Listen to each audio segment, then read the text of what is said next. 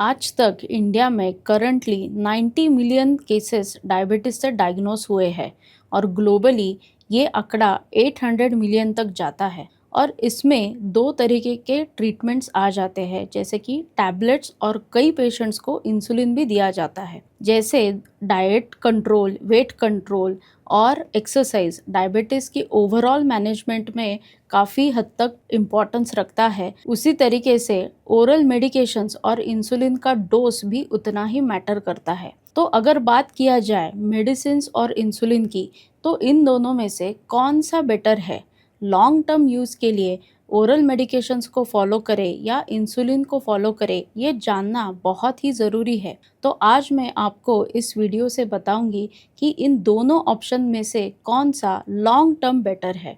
इस वीडियो को like share ज़रूर करना। टाइप 2 डायबिटीज़ में इंसुलिन और ओरल मेडिकेशन, इन दोनों में से किसी एक को चुनना ये काफ़ी हद तक आपके पैनक्रियाज के ऊपर डिपेंड करता है।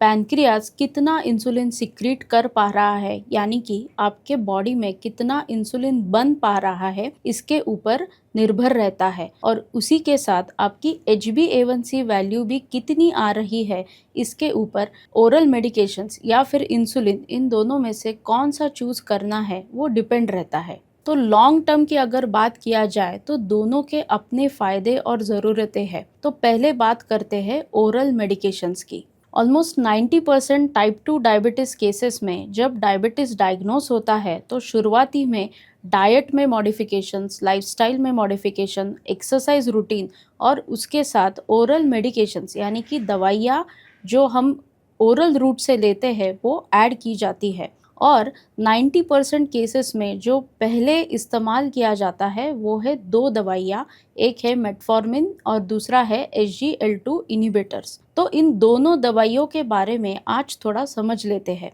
मेटफॉर्मिन जो काफ़ी कॉमन दवाई है और जो टाइप 2 डायबिटीज़ में प्रिस्क्राइब की जाती है, उसका मुख्य एक्शन ये होता है कि वो इंसुलिन की सेंसिटिविटी बढ़ाता है और जो हमारे बॉडी में एक्स्ट्रा ग्लूकोज जो फॉर्म होता है उसको कम कर देता है। मेटफॉर्मिन का एक्शन इंसुलिन सेंसिटिविटी बढ़ाने के साथ जो लिवर में एक्स्ट्रा ग्लूकोज फॉर्म होता है, फैट का मेटाबॉलिज्म होने की वजह से ये क्रिया बंद करता है। तो एक्स्ट्रा ग्लूकोज हमारे बॉडी में जनरेट नहीं होता और हमारी ब्लड शुगर स्पाइक नहीं होती। पैनक्रियाज से जो हमारा इंसुलिन सिक्रीट होता है उसकी सेंसिटिविटी बढ़ाना, यानी कि जो सेल्स, टिश्यूज़ और मसल्स है उन तक ये इंसुलिन पहुंचा जाता है और ये इंसुलिन का काम वहाँ से शुरू हो जाता है। जो हमारे ब्लड में ग्लूकोज रहता है, इस इंसुलिन की एक्शन से ये सारा ग्लूकोज मसल्स, टिश्यूज़ और सेल्स में चला जाता है। इंसुलिन सेंसिटिविटी को बढ़ाना और इंसुलिन रेजिस्टेंस को कम करने का काम मेटफॉर्मिन करता है और इससे ही आपकी ब्लड ग्लूकोज लेवल्स कंट्रोल में आ जाती है। SGLT2 इनिबिटर्स का काम थोड़ा अलग रहता है। SGLT2 इनिबिटर्स यानी कि अगर आप ग्लाइनेज जैसी दवाइयाँ अगर आप ले रहे हैं तो उनका काम थोड़ा अलग रहता है। ये दवा SGLT2 नामक प्रोटीन को ब्लॉक कर देता है। जो भी हमारे ब्लड में एक्स्ट्रा शुगर रहती है, इस प्रोटीन की वजह से हमारे ब्लड में वो वापस एब्सॉर्ब की जाती है। जब इस प्रोटीन का एक्शन ब्लॉक होता है तो यही सारी एक्स्ट्रा शुगर हमारे किडनी से फिल्टर आउट होके यूरिन से पास होती है। तो इसकी वजह से आपके ब्लड शुगर वैल्यूज कम आते हैं। तो अब बात करते हैं कि ओरल मेडिकेशंस लेने के फायदे क्या है। पहला फायदा ये है कि ये बिल्कुल ही आसान होते हैं लेने में। दूसरा ये है इसके हाइपोग्लाइसीमिया होने के चांसेस कम हो जाते हैं। ये टैबलेट जब हमारे शरीर में जाता है तो तब उसका एब्सॉर्प्शन हो जाता है और हमारी शुगर एकदम से वो कम नहीं कर देता। वो स्लोली एब्सॉर्ब होने की वजह से शुगर में भी ऐसे ही असर होता है और शुगर की वैल्यूज़ एकदम ड्रॉप नहीं होती। और तीसरा फ़ायदा ये है कि ये टैबलेट्स हमारे वेट कंट्रोल में भी इस्तेमाल हो जाते हैं, यानी कि इनका वेट कंट्रोल में भी फ़ायदा होता है।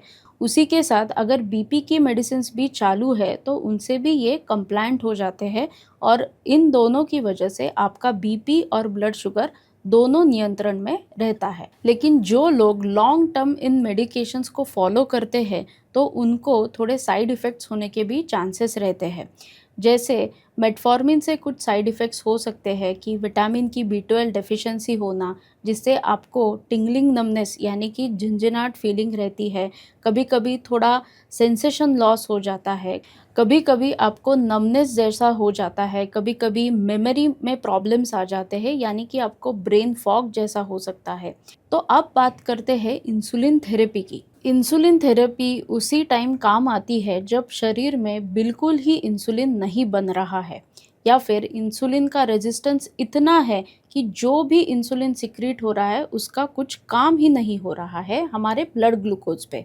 अगर आपके शरीर में पूरा ही इंसुलिन नहीं हो पा रहा है, आपके पैनक्रियाज से पूरा ही इंसुलिन नहीं निकल पा रहा है, तो आपको एडिशनल इंसुलिन की ज़रूरत पड़ती है, तो ही आपकी ब्लड शुगर कंट्रोल में रहती है। और जब भी पेशेंट्स ओरल मेडिकेशंस पे भी रहते हैं और फिर भी उनका इंसुलिन कम सिक्रीट हो रहा है या फिर उनकी ब्लड शुगर वैल्यूज़ नियंत्रण में नहीं आ रही है या फिर उनके HbA1c 8.5% से ज़्यादा है, तो भी इंसुलिन थेरेपी की ज़रूरत पड़ती है। या फिर किसी पेशेंट्स को बार बार इन्फेक्शंस हो रहे हैं या फिर सर्जरी हुई है और प्रेगनेंसी इंड्यूस्ड डायबिटीज़ है, उनको भी इंसुलिन थेरेपी की ज़रूरत पड़ सकती है। इंसुलिन थेरेपी 4 प्रकार की रहती है। पहला है रैपिड एक्टिंग इंसुलिन, दूसरा है इंटरमीडिएट एक्टिंग इंसुलिन, तीसरा है शॉर्ट एक्टिंग और चौथा है लॉन्ग एक्टिंग इंसुलिन।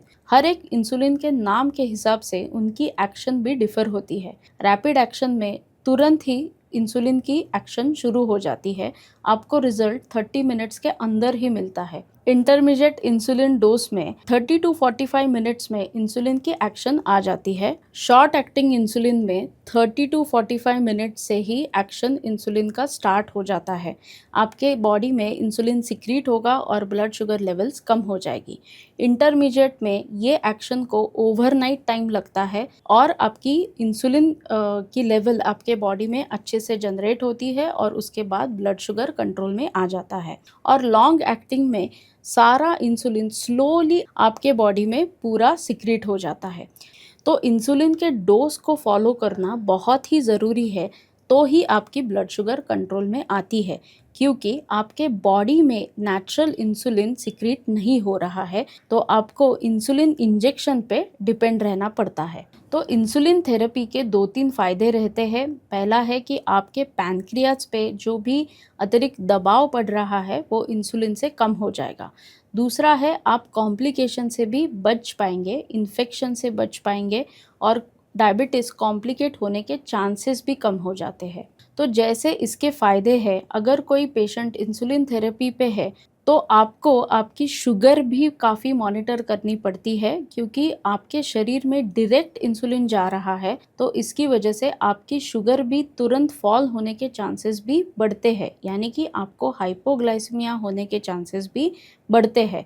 तो बार बार शुगर को चेक करना काफ़ी इम्पॉर्टेंट रहता है, ग्लूकोज मॉनिटरिंग करना काफ़ी इम्पॉर्टेंट रहता है, तो ही आप सेफली इंसुलिन थेरेपी ले सकते हैं। तो अगर आपको ये वीडियो अच्छा लगता है, आपको इस वीडियो से कुछ फ़ायदा होने वाला है, तो लाइक, शेयर और सब्सक्राइब कीजिए और मेरे साथ बने रहिए। धन्यवाद।